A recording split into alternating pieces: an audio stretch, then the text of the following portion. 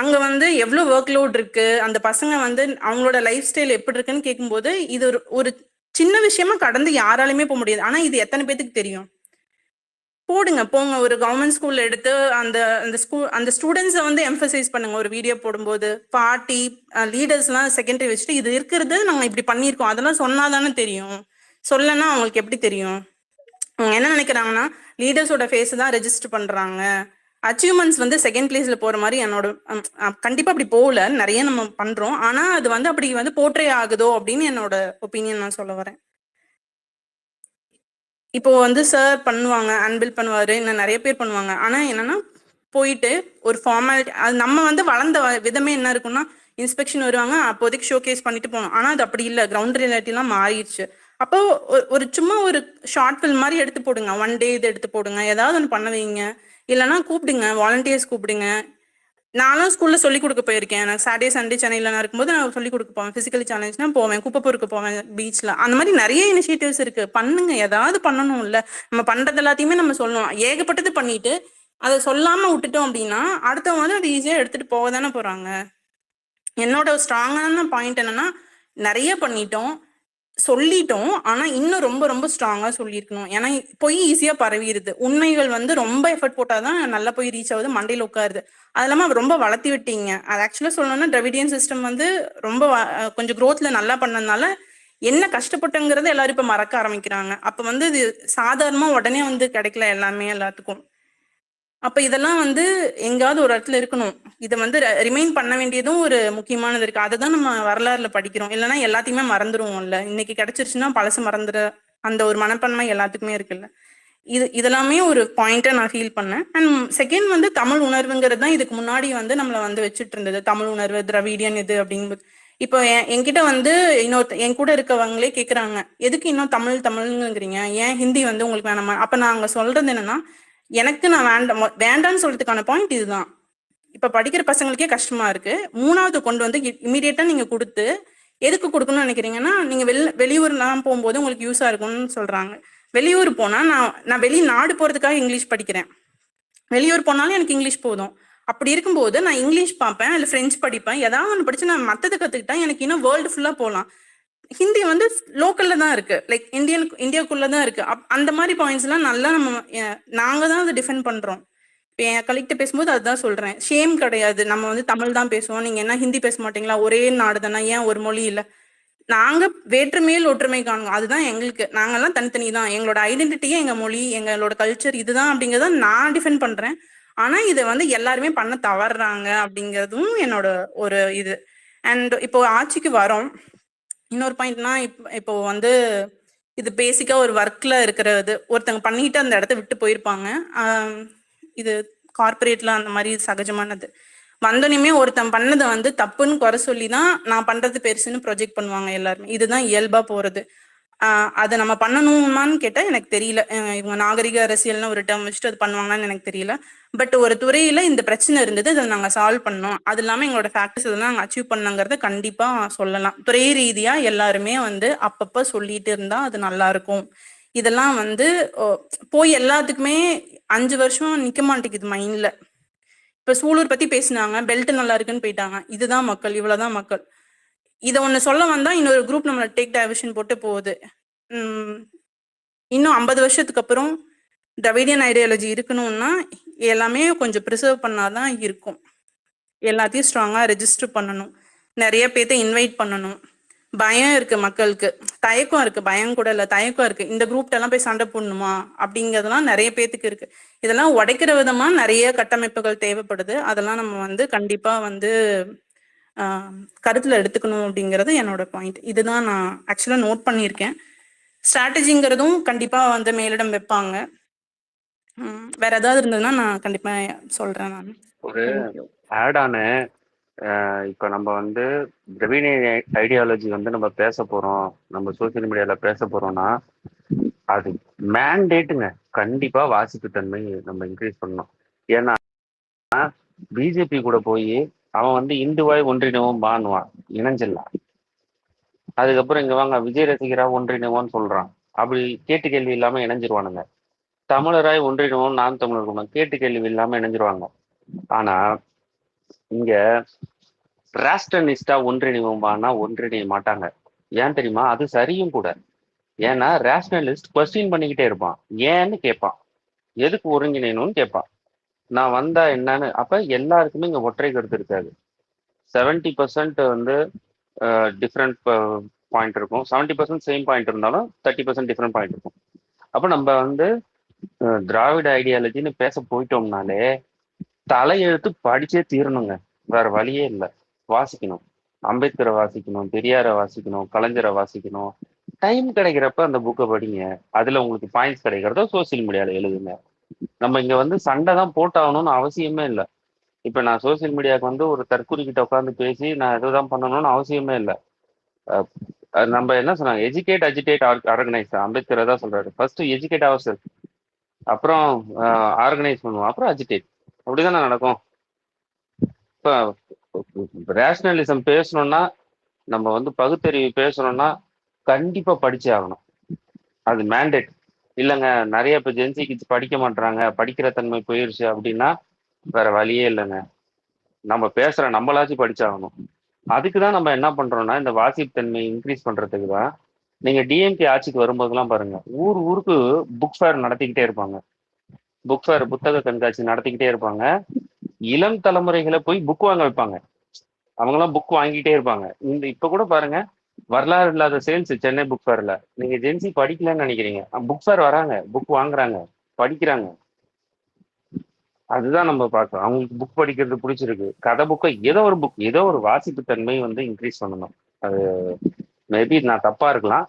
எனக்கு தோணுச்சு ரேஷனலிஸ்டா இருக்கணும்னா வாசிக்கணும். நான் ஒண்ணே ஒண்ணு சொல்லிக்கிறேன். அது என்னமோ தெரியல பிளாக் பேந்தர் நீங்க சொல்லும்போது எனக்கு அது அப்போஸ் பண்ணணும்னே இருக்கு. அப்போஸ்ன்னு இல்ல. சொல்லுங்க சொல்லுங்க. நான் வந்து அதுல இல்ல பாதி அதுதாங்க விடுறது ரேஷனலிஸ்ட். இப்ப எனக்கு அதானே சொன்னேன். ஒரு அதை நிமிஷம் இருங்க. ஒரே ஒரு ஒத்துக்கிட்டேன்னா அது நிமிஷம் இருங்க. ஒண்ணும் இல்லைன்னு. ஒரே ஒரு நிமிஷம் இருங்க. சரி நீங்க சொல்றீங்கல்ல, படிச்சா போதும் அப்டின்ட்டு. இப்ப இருக்கிற நெலைம வந்து பார்த்தீங்கன்னா, நீங்க வந்துட்டு 30 செகண்ட்ஸ் ரீல்ல தான் உங்க லைஃபே இருக்கு. அதனால நீங்க நீங்க படிக்கிறத எப்படி 30 செகண்ட்ஸ்ல வந்து குடுக்கணும். உங்களோட கிரியேட்டிவிட்டி முக்கியம். நான் அவங்கள சொல்லல அதே மாதிரி படிக்கிறது. அவங்கள ம். சொல்லல. ரேஷனலிஸ்ட் பேச அது தயாராயிட்டோம்ல, நம்ம ரேஷனலிசம் நீங்க பேச நீங்க நம்ம சொல்றீங்கல்ல ஃபர்ஸ்ட் படிக்கணும். படிக்கணும் அப்படின்னு. படிக்கணும்னு சொல்றீங்கல்ல, படிக்கணும் ஓகே. அத படிச்சுட்டு நம்ம அவங்க கிட்ட கொண்டு சேர்க்கிற மீடியம் என்னன்னு நம்மளுக்கு முக்கியம் அதுதான் நம்ம தானே! டெக்னாலஜி பயன்படுத்தணும். இப்ப நம்ம வந்து இப்ப எங்க அதுதான். எங்க அதுதான் இருங்க இன்ஸ்டா ஒரு நிமிஷம் முக்கியம், சொல்றேன். ரீல்ஸ் நான் முக்கியம். கிளியரா சொல்றேன் அத. பட் நான் கிளியரா சொல்றேன். நீங்க வந்து ஒரு புக்கை படிச்சிடுறீங்க, ஒரு அம்பேத்கர் புக்கோ பெரியார் புக்கோ நீங்க ஃபர்ஸ்ட் படிச்சிடுறீங்க, அந்த விஷயத்த உள்வாங்கிக்கிறீங்க. நீங்க 30 செகண்ட் ரீல்ஸா வந்து இந்த ஜென்ரேஷன் கன்வெர்ட் பண்ணி போடணும். அவ்வளவுதான் பண்ண முடியும் நம்ம. ஆனா நம்ம அதை கிரியேட் பண்றதுக்கு முன்னாடி நம்ம படிக்கணும். நம்ம ரேஷனலிசம் பேசுறோம்னா நான் மத்த சொசைட்டியை சொல்லல. யார் வந்து பகுத்தறிவு பேசுறோம் நம்ம முடிவு பண்ணிட்டோம், நான் வந்து ரேஷனலிசம் தான் பேச போறேன், நான் வந்து திராவிடம் தான் பேச போறேன்னா முடிவு பண்ணிட்டா படிச்சிடணும், படிச்சே ஆகணும் அப்படின்றது கட்டாயன்ற. கரெக்ட். சரி ஓகே. நான் ஒத்துக்கிறேன். அப்புறம் இன்னொன்னு வந்துட்டு நான் சொல்றேன். அம் இப்போ நம்மளோட டீம்ல நீங்க பார்த்தீங்க வச்சுக்கோங்களேன், இப்ப நீங்க ஒரு கருத்து சொல்றீங்கன்னா, எனக்கு அது டிஃபரண்ட் ஒப்பீனியன் இருக்கு. எனக்கு ஒரு கான்ஃப்ளிக்ட் இருக்கு அப்டின்னா, நான் தைரியமா சொல்றேன். அது வந்துட்டு என்னோட பிரெயின், என்னோட அறிவு மேல இருக்கிற நம்பிக்கை. நான் சொல்றது because all ideas are not wrong.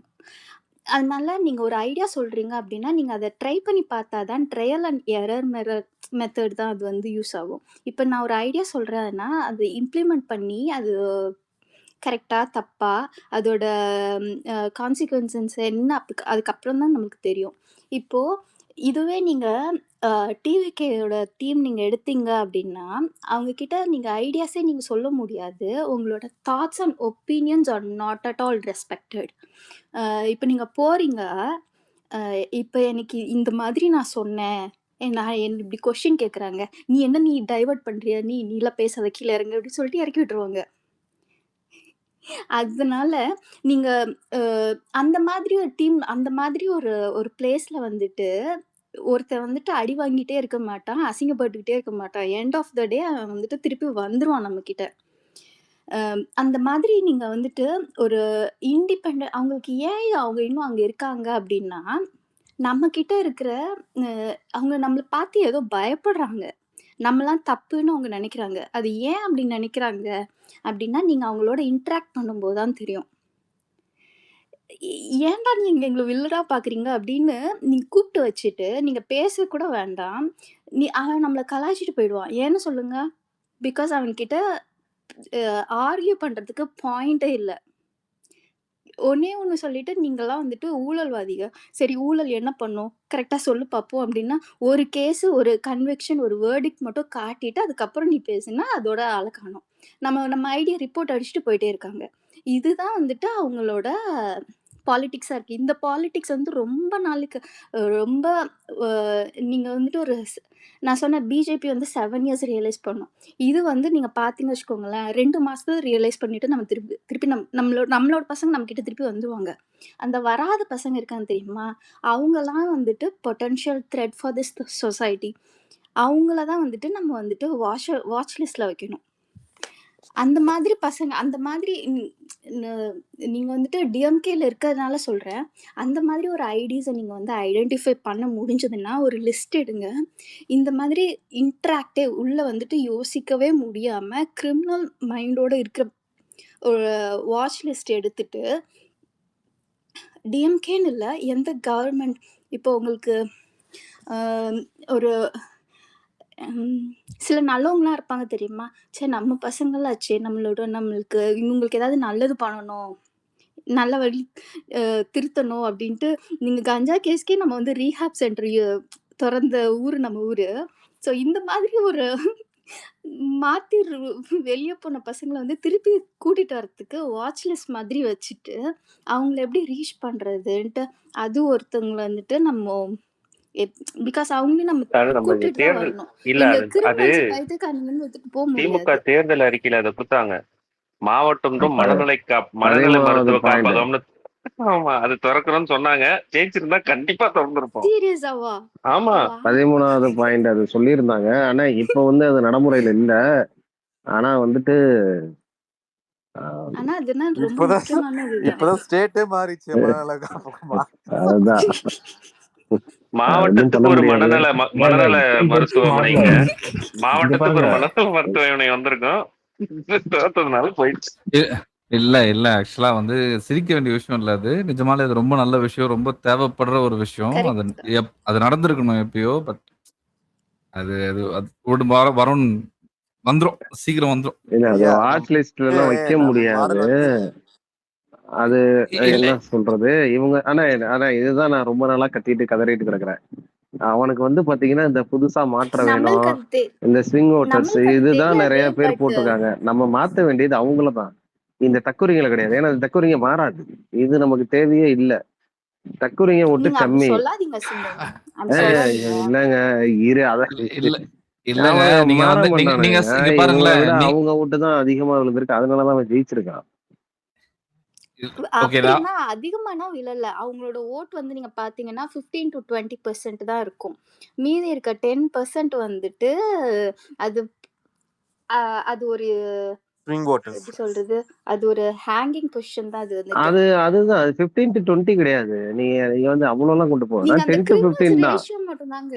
10 to 15 தான். ரொம்ப இதுதான். அதுதான் சங்கிகளோடது. அதுதான் அவனோட ஓட் பேங்க்ன்றது 10 to 15 தான். அதுக்கு மேல இல்லங்க விழுந்ததுதான் வந்து இந்த ஸ்விங் ஓட்டர்ஸ். அதாவது வந்து எப்படின்னா குழந்தை சொல்லுச்சு, பேத்தி சொல்லுச்சு, இல்ல ஒரு ஓட்டுனால என்ன அதுல ஆக போகுது. அது எப்படின்னா கரெக்ட். கடைக்கு போய் வடிவேல் கேட்பான்ல. வடிவேல் ஒரு கடையில தோசை இட்லி எல்லாம் சாப்பிட இருக்கும். நான் வித்தியாசமா ஏதாவது திம்பேன். ஸ்பிரிங் ரோல் ஆமா அதேதான். அந்த மாதிரி நான் அந்த வினோதமா மாதிரிதான். ஏதாவது திங்க போறேன் அப்படின்னு எடுக்கும். அந்த மாதிரிதானே சொல்லுங்க ஒரு சொல்லுங்க. ஓட்டுனால என்ன போகுது அப்படி இப்படின்னு சொல்லிட்டு போட்டதுதான் மத்தது. நம்ம வந்து அந்த ஒரு 20% வந்து நம்ம மாத்தினா போதும். இதுங்க வந்து நீங்க வந்து மாத்த முடியாது மீதிய. ஏன்னா நாங்க கிட்டத்தட்ட வந்து பாத்தீங்கன்னா ஒரு 20% நீங்க சொல்றீங்களா? 10 வருஷமா நாங்க 12 13 20% வருஷமா சண்டை போட்டிருக்கோம். எங்களுக்கு தெரியும் இதுங்க மாறுமா மாறாதான்னு. நெக்ஸ்ட் எலெக்ஷன்ல வந்து இப்போ ஆட்சியிலையும் பங்கு அதிகாரத்திலையும் பங்குங்கிற கான்செப்ட் வந்து இவங்க டிவி கேட்டிருக்காங்க. இது நெக்ஸ்ட் எலெக்ஷன்ல வந்து ஏடிஎம்கே டிஎம்கே இம்ப்ளிமெண்ட் பண்ணுமா, இல்ல நம்ம டிவிகே பண்ண வந்து இதை இல்ல அப்படியே நம்ம ஃபோர்ஸ் அண்ணா பண்றாங்க? காலத்துல இருந்தே நம்ம பாலிசிங்க அதை பண்ண வாய்ப்பே கிடையாது. திமுக செய்யவே செய்யாது. மாநிலத்தில் இல்ல சுயாட்சி தான். அதுதான் நான் சொல்ல இருங்க வரேன். இருங்க ஒரே ஒரு ஸோ நிமிஷம் அப்படி இருக்கிற பட்சத்துல வந்து இப்ப எல்லா இருங்க ஒரே நிமிஷம் கூட்டணி கட்சிகளுமே ஒரே அவனுக்கு இடத்துக்கு ஃபுல் போயிட்டாக்கா மேண்டேட் அந்த கிடைச்சு வந்து இதை 20% பண்ணானா? ஓட்டு போயிடுமா? ஒன்னே ம்? ஒண்ணு தெளிவா தெரிஞ்சுக்கங்க. ஃபுல் மேண்டேட் கிடைச்சு அவன் இதை பண்ணானா? அவனுக்கு மேண்டேட்டே இல்லாத இல்ல, நேரத்துல கையெறி நிலையில பண்ண ஒரு விஷயத்த வந்து ஆமா. அவன் ஆமா பண்ணிட்டான்னா சார், வந்து அரசியல்வாதி அவனுக்கு தானே வந்து சார் அவன் அது. அவன் அரசியல்வாதி எப்படி தானே சார் பண்ணுவாங்க. அதுல வந்து நம்ம நியாயமே இருங்க பார்க்க இருங்க முடியாது. அவன் வந்து ஜெயிக்கிறதுக்கு என்ன ஸ்ட்ராட்டஜி பண்ணணும் அதுதான் நான் இல்ல கேட்கறேன். இது அது என்னங்கன்னா ஸ்ட்ராட்டஜி இல்லைங்க. இவங்க இப்ப நம்ம என்ன சொல்லணும்னா 108 சீட்ல 10 சீட்டு எக்ஸ்ட்ரா ஜெயிச்சிருந்தான்னு வச்சுக்கோங்க, விசிகேவையும் கம்யூனிஸ்டையும் ம். கேட்டுக்குள்ளேயே சேர்த்திருக்க மாட்டான் அவன். ஆமா உண்மைதான், நீங்க சொல்றது உண்மைதான். ஆனா அவங்க வந்து ஸ்டார்டிங்ல பார்ட்டி ஆரம்பிக்கும் போது அந்த ஒரு கான்செப்டை வெளிப்படையா சொன்னாங்க. ஆட்சியிலையும் பங்கு அதிகாரத்திலும் பங்கு சொன்னாங்க. நான் என்ன கேட்கறேன்னா, இப்ப இது இது வந்து கிரியேட் ஆயிடுச்சு ஆல்ரெடி. இல்ல அதை நம்ம கிரியேட் ஆனாலும் கிரிட்டிசைஸ் நம்ம பண்ண பண்ணாம மாட்டோம். இங்க பாருங்க, நான் உங்களுக்கு ஒரு ஓகே. உதாரணம் சொல்றேன். காங்கிரஸ் நம்ம கூட இருந்தாங்க, விசிகே நம்ம கூட இருந்தாங்க, கம்யூனிஸ்ட் நம்ம கூட இருந்தாங்க. இப்ப நம்மளோட கொள்கையும் அவங்களோட கொள்கையும் ஒன்னானா கிடையாது. நம்ம இடபிள்யூஸை எதிர்க்கிறோம், கம்யூனிஸ்ட் இடபிள்யூஸை ஆதரிக்கிறாங்க. நம்ம வந்து அருந்ததியர் உள்ஒதுக்கீட ஆதரிக்கிறோம், நம்ம தான் கொண்டு வந்தோம். விசிகே அதை எதிர்க்கிறாங்க. அதுக்கப்புறம் காங்கிரஸ் வந்து இந்தி ஆதரிக்கும், நம்ம இந்தி எதிர்ப்போம். இப்ப இவங்க கூட மினிஸ்ட்ரியை நம்ம பங்கு போட்டுக்கிறோம்னு வச்சுக்கோங்க. இப்ப கம்யூனிஸ்டுக்கு ஒரு மினிஸ்ட்ரியை தரோம். அந்த மினிஸ்டர் வந்து அந்த அந்த துறையில இடபிள்யூஎஸ் இம்ப்ளிமெண்ட் பண்ணாருன்னா, அப்ப விசிகேக்கு நம்ம வந்து ஒரு ஒரு மினிஸ்டர் தரோம். இப்ப அருந்ததியர் மக்களுக்கு உள்ஒதுக்கீடு அவங்க எதிர்க்கிறாங்க. அப்ப அந்த துறையில அந்த 3% ரிசர்வேஷன் அவங்க இம்ப்ளிமெண்ட் பண்ணாம விட்டாங்கன்னா, சோ அது மொத்தமா பாதிக்கும். அதுக்கு தான் திமுக சொல்லுது, என் கருத்து என் கொள்கையில தான் ஆட்சி நடத்துவேன், அப்படி இல்லைன்னா நான் அமைச்சரவை அமைக்க மாட்டேன்னு சொல்லிடும். அது வந்து பாதிக்குமான்னு தான் கேட்டேன். கொஸ்டின் என்னன்னா, இது பாதிக்கும். வந்து அதுக்கு எதிர்த்து எதிர்காலத்துல சண்டை வந்து போடுவோம். அது பாதிக்கும். அதை வந்து இப்ப டூலா வச்சு திமுகவை புள்ளி ஒரு லெக்ஸ்ன்ற மாதிரி நம்மள காலை பிடிச்சி இழுப்பாங்க. பட் திமுக அதை ஒத்துக்கவே ஒத்துக்காது கடைசி வரைக்கும்ன்ற. இப்ப ஏடிஎம்கே இல்லண்ணா, ஒத்துக்கிட்டு ஆனா அவங்க இப்ப வந்து இங்க அமைச்சரவை அந்த கொடுத்திருக்காங்க கான்செப்டை இல்லண்ணா. இன்ட்ரோடியூஸ் பண்ணாங்கன்னா என்ன ஆகும்? இங்க ஏடிஎம்கே ஒத்துக்க மாட்டாங்க. இங்க அமைச்சரவை கொடுத்திருக்காங்கல்ல, இதுவே அவனுக்கு பெருசா பாதிக்கும். இன்னொன்னு வந்து விசிகா போயிருக்காங்க. இன்னைக்கு வந்து பாத்தீங்கன்னா வச்சுங்களேன், திருப்பரங்குன்றம் அந்த மலையை அளக்க சொல்லிட்டாங்க. அப்ப விசிகாவோட ஐஏஎஃப்எலோட நிலைப்பாடு என்ன அப்படின்றத இன்னும் கொஞ்ச நாள்ல நம்ம தெரிஞ்சுக்கலாம். இதான் இல்ல நான் பேந்திரன்ட்ட கேட்கணும்னு அதிமுக, நினைச்சேன் ஆமா மெயினா. நான் அதை சொல்றேன், அதிமுக ஒத்துக்கவே மாட்டான். ஏன் தெரியுமா ஓம் ப்ரோ? இந்த கவரிமான் பரம்பரைன்னு ஒண்ணு சொல்லுங்க. சொல்லுவாங்க. கவரிமான் முடி ஊர்ந்துச்சுன்னா அது செத்துரும்னு. அந்த மாதிரி அதிமுக காரன் பதவி இல்லைன்னா அவனால வாழவே முடியாது. அதனால பதவியை இன்னொருத்தனுக்கு கொடுத்துட்டு அவன் சும்மாவே இருக்க மாட்டான். பதவி கொடுக்கலன்னா 10 பேர் இல்லையே, பிச்சுட்டு இப்ப இந்த போயிடுவானுங்க. டிவிகேல ஜாயின் பண்றதுக்கு தானே இப்ப ஒரு 20-25 பேர் இப்ப ஆமா, நிக்கிறாங்களா? அவங்களும் ஏடிஎம்கே நீங்க பார்ட்டி பாருங்க, தானே. இப்ப கூட்டணி கட்சிக்காரனுக்கு மினிஸ்டர் கொடுத்துட்டு சொந்த கட்சிக்காரனுக்கு கொடுக்கலன்னா 10 பேரை கூட்டு போய் அவன் ரெசார்ட்ல உட்காந்துருவான் பாண்டிச்சேரியில. அதனால அதிமுக காரனும் பங்கு பெற மாட்டான். இல்ல ரிசல்ட் அன்னைக்கு இது மட்டும் நான் சொல்றேன். ரிசல்ட் அன்னைக்கு எம்எல்ஏங்களா கண்டுக்கவே கண்டுக்காது. ஜெயிச்ச எம்எல்ஏ சொல்றேன், கண்டுக்கவே கண்டுக்காத ஒரே கட்சி டிஎம்கே தான். ஒரு கட்சி வந்து முந்தா நாள்லயே வீட்டுக்கு வந்துடும் சொல்லிச்சு, ஒரு கட்சி வந்து ரிசார்ட்டுக்கு போலாம்னு சொல்லிச்சு. கண்டுக்கவே கண்டுக்காத இது வந்து டிஎம்கே தான். காரணம் என்னன்னா, எங்க சுத்தி இருந்தா இவன் சொல்லுவால, இதுல விஜய் சேதுபதி ஒரு டைலாக் இருக்குல்ல, இது எங்க சுத்தனாலும் நம்ம கிட்ட தான் வருன்ற மாதிரி. அந்த மாதிரி தான் இது. ஐடியாலஜிக்கா ஸ்ட்ராங்கா இருக்கிறோம்.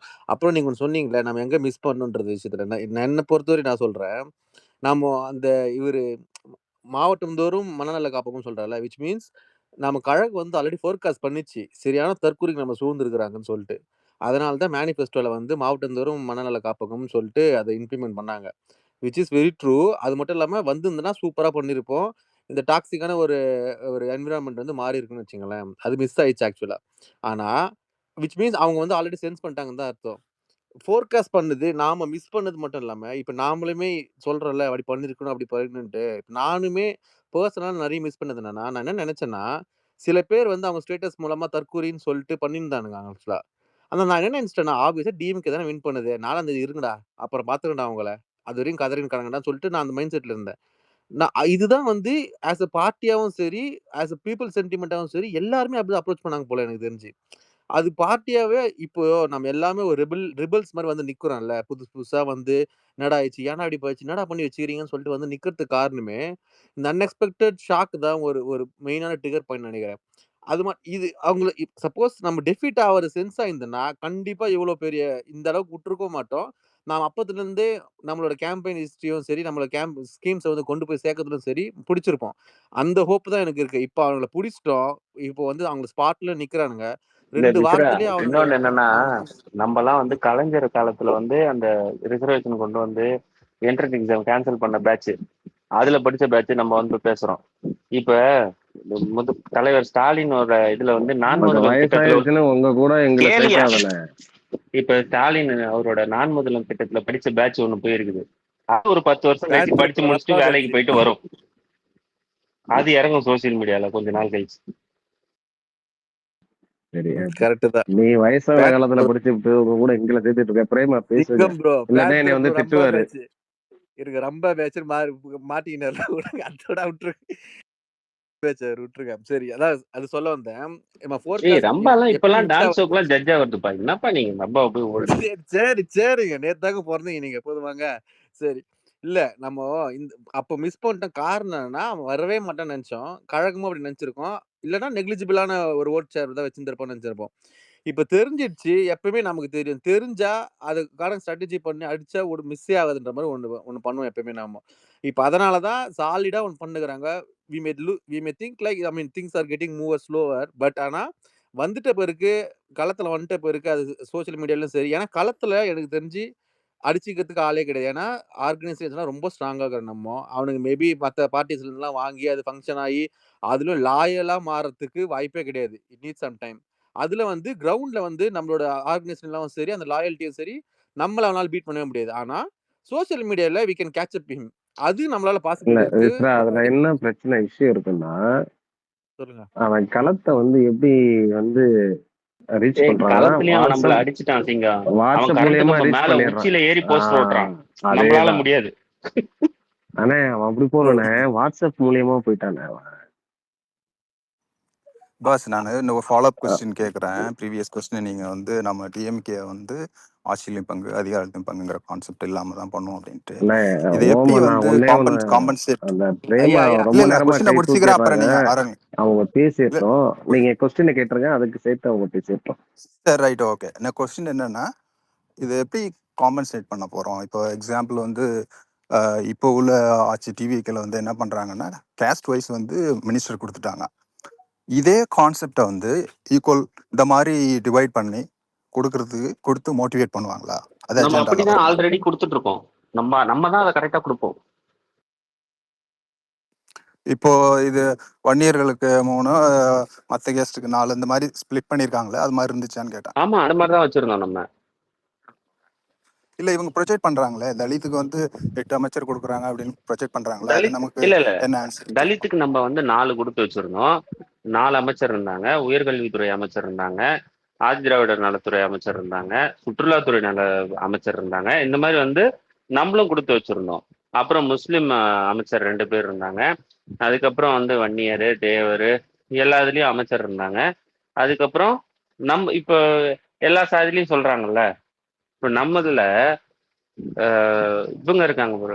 நம்ம ஒரு ஒரு கொஸ்டின் முன்னாடி கேட்டாங்க, நான் அதை அப்புறம் சொல்றேன். இவங்க பேசியிருக்கோம். திமுக ஏன் ஹேட் ரேட் பண்றாங்கன்னு, அதை நான் அப்புறம் சொல்றேன். நீங்க பேசி முடிச்சுட்டு. இல்ல பேந்தர் ப்ரோ, இப்ப அவர் சொன்னார்ல, அவங்க வந்து 8 பேர் குத்துறாங்கன்னு சொல்லிட்டு. ப்ரோ, அவங்க 80 கூட கொடுக்கட்டும். யோகி ஆதித்யநாத் கேபினெட்ல 12 பேர் இருக்கிறாங்க தலித்து. இப்போ யார் என்ன கொடுக்குறாங்கன்றது முக்கியம் இல்லை. எந்த ஐடியாலஜி வந்து அவங்கள ட்ரிவன் பண்றது தான் முக்கியம்.